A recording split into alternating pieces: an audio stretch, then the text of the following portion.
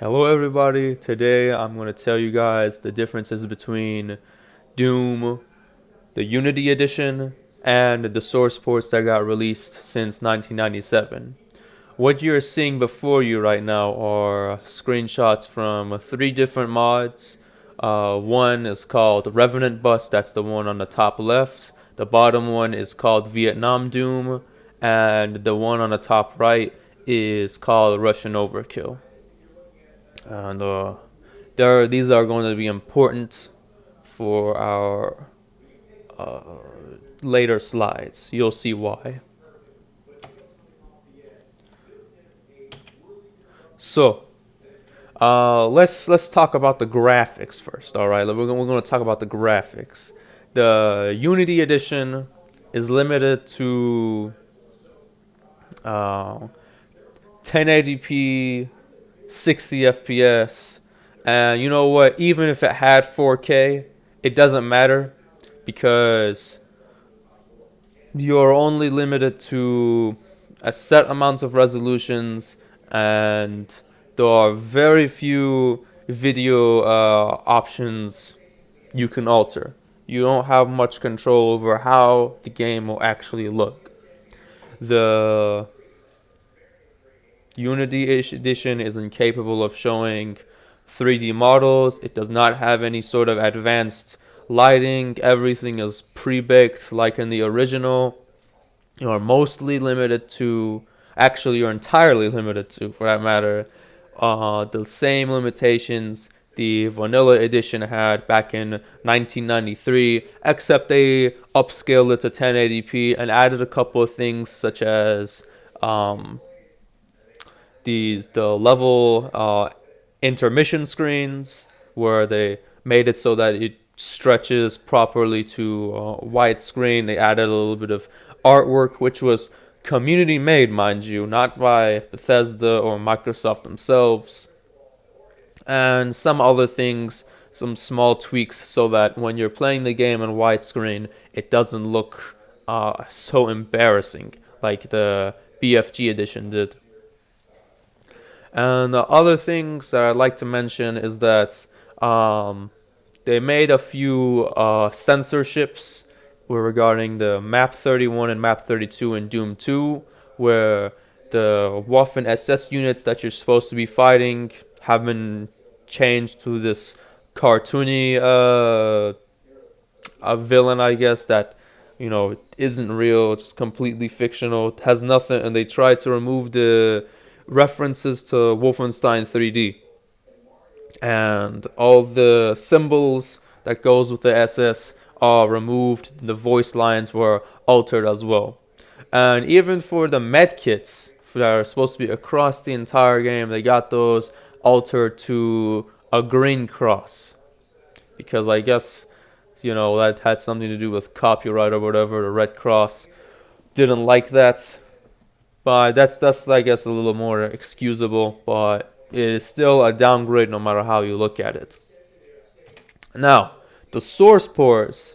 Listen, I get it. Some people want to play vanilla, but the thing is that graphically, even then, the Unity port is not 100% vanilla. Okay, if you want the pure 100% vanilla, you have an option for that as well. You have the option to go super high definition or as crispy and low resolution as you want. You just have to use the right tool for the job. Okay, that's why we have different source ports. So if you want the vanilla experience, you go for Chocolate Doom. And like that is as close as you can get to being able to play the real deal on a modern system without having to resort to a DOS box. And it is kind of easy to install. It takes maybe 1 or 2 minutes longer than Jeezy Doom did, that tutorial I made a couple of weeks ago, but it is not complicated. Anyone can you get around to setting it up and installing it on their system. And then if you want to do you want to do 3D mods, you want to replace the sprites with 3D models, and run the game at 144 hertz, 144 frames, and you want all the textures replaced. You want some fancy lighting. You want to have maybe some props that move around, like change the levels a bit, so that instead of a static light sources, when an explosion happens, the lights on the ceilings move around a bit. All of that can be implemented. If it hasn't been implemented yet, you can go about it doing it. You can gather some people and mod it yourself. Anything can be done with how the game looks. You can even remove the textures if you want. You can remove the textures and make it look completely blank. Make it look like a maze. And I'll show you some examples of the various things you can do with the animations and graphics and all that. So in the upper left corner, we have a screenshot of what's called Beautiful Doom. Increases the amount of frames for the animations, makes them look really smooth. When the enemies are being shot at or they're shooting at you, and look a lot more fluid, more lifelike. And on the upper right hand corner, we've got Sketch Doom. It's fairly recent. It removes all the textures. It makes all the sprites look like they're hand drawn with like a ballpoint pen or something like that. Works across all the maps, all the enemies for both Doom 1 and Doom 2. On the lower left hand corner, we have an HD textures mod, as well as the pickups such as the health files being replaced with voxels, which are kind of like 3D models, but not the same way as you'd normally expect. They behave a bit differently when you increase the resolution of the render. Something about how they have a static resolution or something like that. And on the lower right hand side, we have a mod where it completely replaces everything, all the sprites with 3D models, and of course swaps out all the textures with higher resolution variants. And again, you're not forced to any of these. You can mix and match all you want. If something hasn't been done yet, it can be done. But most of the time, what you're looking for, it probably exists and it's pretty easy to set up to get the game the way you want it to look. If you want the names for the lower left hand, that one is just some random HD mod that you can find on ModDB for Brutal Doom. And on the lower right hand side, that is Risen 3D. As far as I can tell, that's either with Risen 3D or Edge. The difference is just that the differences between those two is just that the Risen 3D and Edge is the version number. One of them is newer than the other, but if you look for it, you can find it.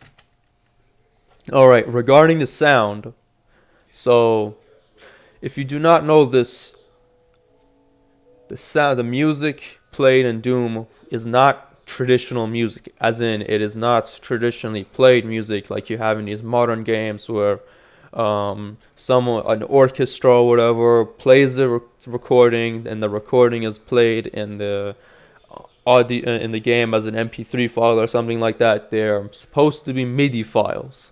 The thing about MIDIs is that their MIDI files are kind of like sheet music for your computer to read. And your computer will attempt to play the MIDI with whatever hardware it has on board. If it doesn't have much hardware that can play it, like computer's not capable of it, then it will probably do something like try and play it with a PC speaker, which sounds pretty garbage. And if it has a good sound card or the motherboard has a good internal sound card, integrated sound card, then it will sound great, or the good, at least as good as the media allows it to. So, unfortunately, the Unity version does not support MIDI playback because while you might have the hardware to play it, there's also something about the software that if the operating system, the operating system usually does support it. But the in this case, it is the game itself. If the game itself does not support it, does not have the tools to play it, then, well, it can't play them. And I guess they didn't want to think, the developers of the Unity edition did not want to think how they could make MIDI playback work on modern computers, even though, as far as I can tell, it should be pretty easy since Microsoft already gave them all the tools to do it. If you try and open a MIDI file right now on your computer, Microsoft has a what's it called, Roland SC55 emulation that's supposed to, and it will emulate playing MIDI. So even if you didn't technically have a MIDI enabled device, you'll be able to emulate it and it'll sound somewhat decent to what it's supposed to play like. Other issues the Unity edition has is that you can't mod the sound effects beyond any way the vanilla versions had it. And so if you try and add in some high definition sounds or whatever, and have, like, let's say multiple sound effects for landing on something when you're running and you land on an object, Doom Guy will have some sort of grunt sound or whatever. You can't do that. You can't have multiple explosion sounds beyond the amount that the game allows. One other thing about that MIDI playback stuff, the songs that you want to do. So the way Unity handles it is all they do is just play MP3s of previously recorded MIDIs, and since they chose to implement it like this, that means that you will not have a perfect loop. So when the song is over, there will be a 1 or 2 second delay every time the song loops, which of course attracts from the experience. It is not that big a deal, of course, but every small bit counts. Oh, and the funny thing is that in an update, they actually later added MIDI support, but not for the main campaigns. Only for mods that actually made use of the MIDI files originally. So if you had a vanilla mod, a vanilla compatible mod, and you tried to load it, originally it wouldn't even play the MIDI songs, but now it can. And unfortunately, there's no way for you to just say, okay, well, if I can do that with the mods, how come I can't play it with the campaign itself? There's no way of doing that, apparently. Now, for the source ports, hey, the sky's the limit. There's anything you can think about regarding the audio quality. You can hook up a real Roland SC55 sound synthesizer, use a sound blaster sound card, or use actual PC speaker for whatever reason. Or if you're on, let's say, the Sourceport GZ Doom, they feature several different methods of emulation. So, for instance, when you're on Linux, you don't have Microsoft's MIDI emulation. Instead, you can use this thing called Timidity or Timidity. I don't remember how you're supposed to pronounce it, and it has its own unique implementation of MIDI playback. It sounds alright. Sounds pretty good. And let's say you don't like MIDIs, you want to put your own songs. You don't even want the Doom soundtrack. Well, go ahead. It's very effortless regarding making your own. I'm like when I say that, I don't mean like, oh, if you've already developed games in the past, it's easy to do. I mean it's as simple as you take your songs, open up Slate 3, and it's all you do is just rename the songs that it queues through. You make your own mod, and you make your own mod where all you have to do is just rename the order that the songs are being played in, and like put your own, and you export it. There's a couple of missing steps, but if you can find like a 5 or 10 minute tutorial on YouTube, and it'll show you how you would get about doing it. And like I said about all that, the sound effects that the mods that you want to do, like if you want to add in HD sound effects, you want to make the gunshots sound realistic, you can do that. There's no limits. All right. So for the actual gaming, well, most people don't seem to know this, but the original release of Doom was supposed to have, and I say supposed to as in it does have online multiplayer, and you could still run online multiplayer with that version because it doesn't use a central server or anything like that. If you actually got 4 computers running Microsoft DOS and you hook them up to the internet and you wanted to play Doom online, you could do that. But on the Unity edition, for some reason, you can't do that. You have no access to online multiplayer whatsoever. The only thing you can do is have 2 people share one computer. Um, I guess one guy plays with the keyboard and one guy plays with the controller, or some weird combination like that. You only have couch co-op. You have no way for local area network or internet network. No way of online or local multiplayer using multiple computers. And since this claims to be a vanilla release, that means that you can't have any maps with crazy stuff like 10,000 monsters in one level. You're only stuck with 300. You can't make any changes, significant changes to the gameplay with it, or at least no changes that the vanilla release was not capable of handling. There's no cutscenes. There's no advanced AI. There's no aiming down sights. If you try and implement that, no rocket jumping, no jumping at all for that matter. You can't have levels where you have multi-story buildings, because the way they do it in Doom, for instance, is give the illusion of that. However, if you notice, you can't have rooms above rooms. You can't, let's say, so if you try and replicate an actual 2-story house, you get the blueprints for that, and you're trying to make that into a level, you can't do that because chances are you don't have entire areas of the house walled off for no apparent reason, and then have the area above be an actual room. What happens is that you have as much space utilized as possible within the given area when you're building a house. You don't actually waste space like that. You can access all parts of the house. And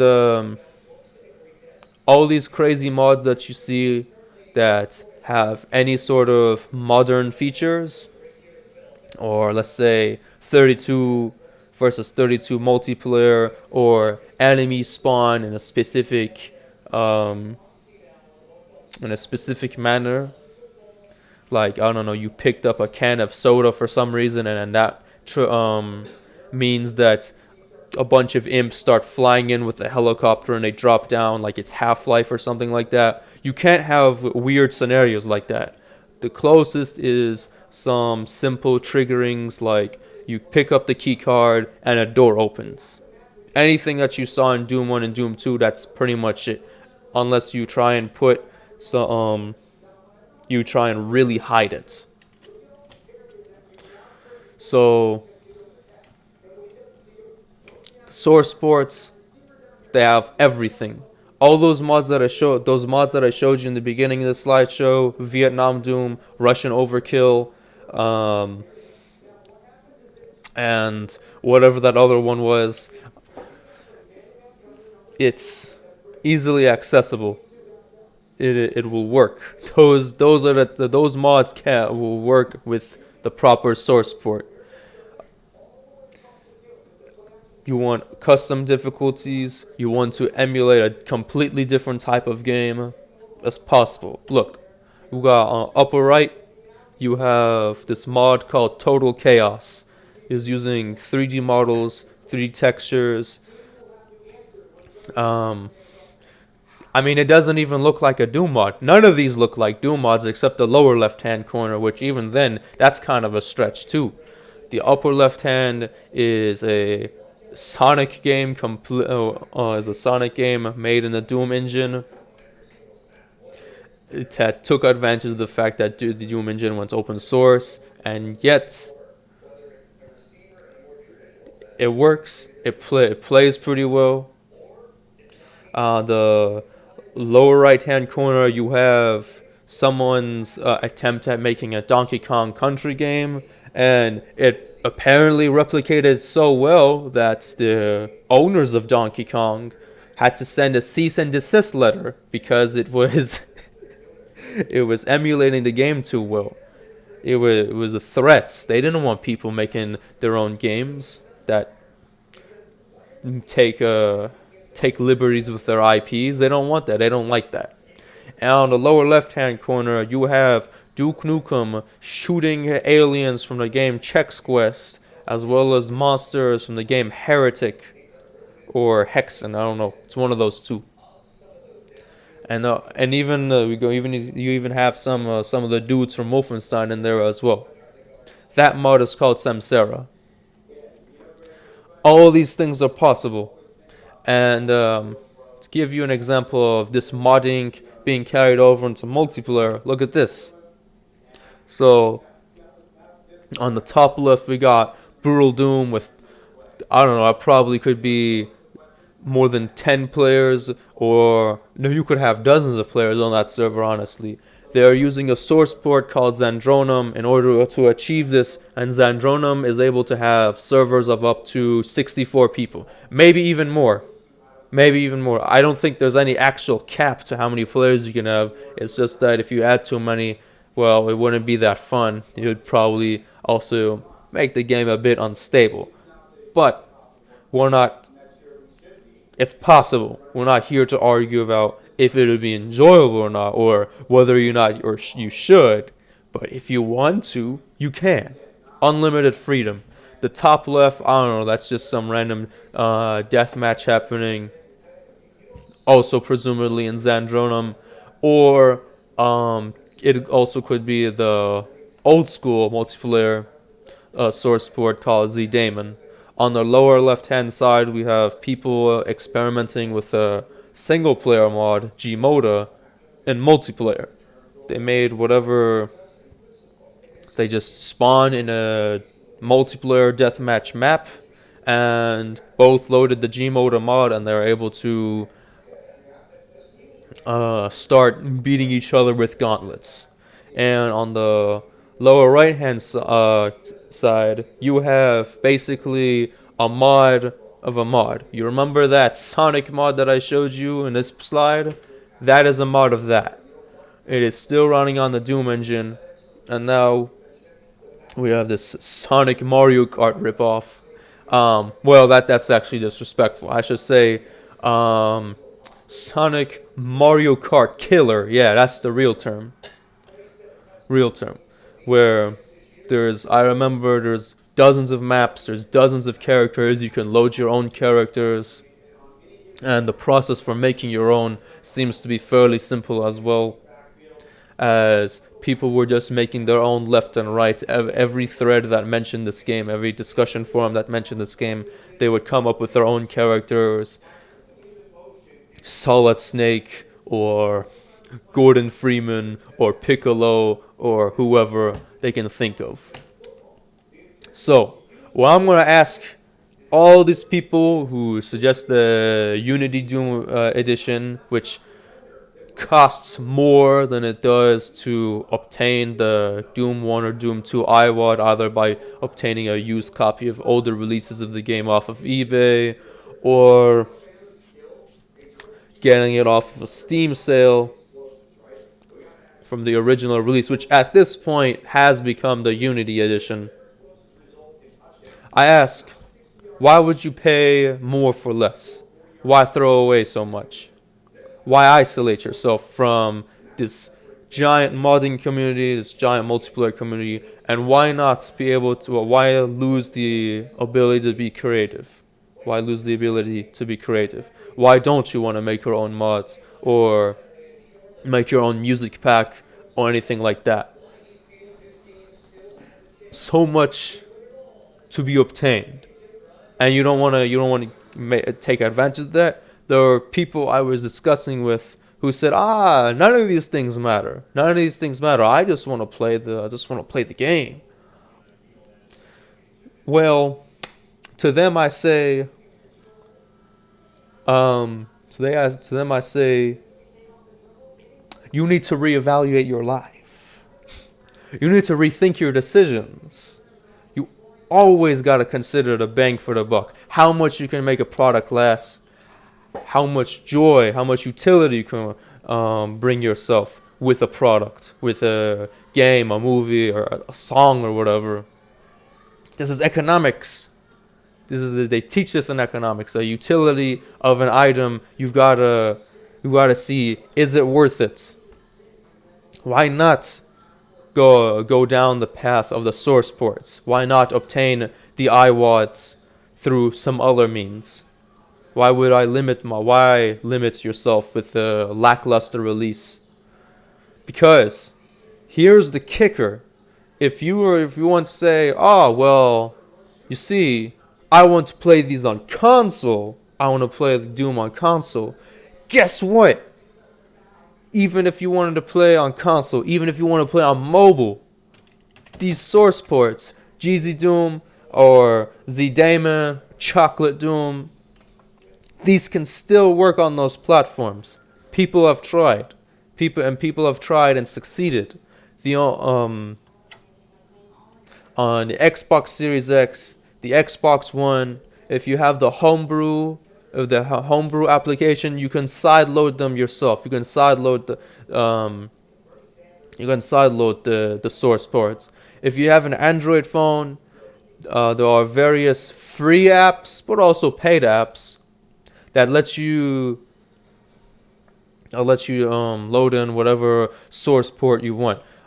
But usually in the case of Android, the ones I've seen were Jeezy Doom.